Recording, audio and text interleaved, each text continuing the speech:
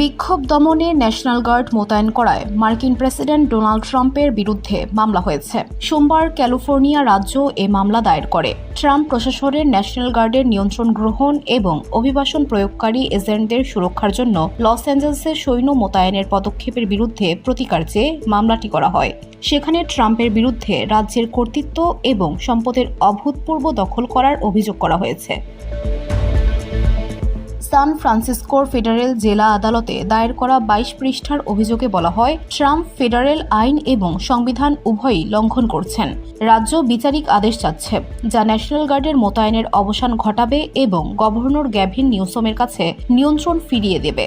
অভিযোগে আরও বলা হয়েছে, প্রেসিডেন্ট ট্রাম্প বারবার জরুরি ক্ষমতা প্রয়োগ করে আইনানুগ নির্বাহী কর্তৃত্বের সীমা অতিক্রম করেছেন। শনিবার ৭ জুন তিনি স্থানীয় কর্তৃপক্ষের নিয়ন্ত্রণে থাকা ক্ষমতা দখল করেছেন। ক্যালিফোর্নিয়া রাজ্যের সার্বভৌমত্বের মূল্যে এবং রাজ্যের ন্যাশনাল গার্ডের কমান্ডার ইন চিফ হিসেবে গভর্নরের কর্তৃত্ব এবং ভূমিকাকে উপেক্ষা করে ট্রাম্প নির্দেশ জারি করে। বসুন্ধরা, উত্তরা, বনশ্রী, কুড়িল ও বাড্ডা সহ রাজধানীর বিভিন্ন স্থানে অভিজাত ও অত্যাধুনিক মানের ফ্ল্যাট কেনার এক নির্ভরযোগ্য প্রতিষ্ঠান প্লেজেন্ট প্রপার্টিজ লিমিটেড।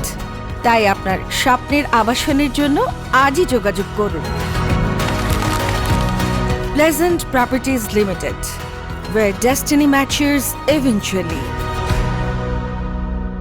এই বিষয়ে আরও জানতে দ্য নিউ ইয়র্ক টাইমস বিচার বিভাগের সঙ্গে যোগাযোগ করে, কিন্তু মামলার বিষয়ে মন্তব্য করতে অস্বীকৃতি জানিয়েছে বিচার বিভাগ।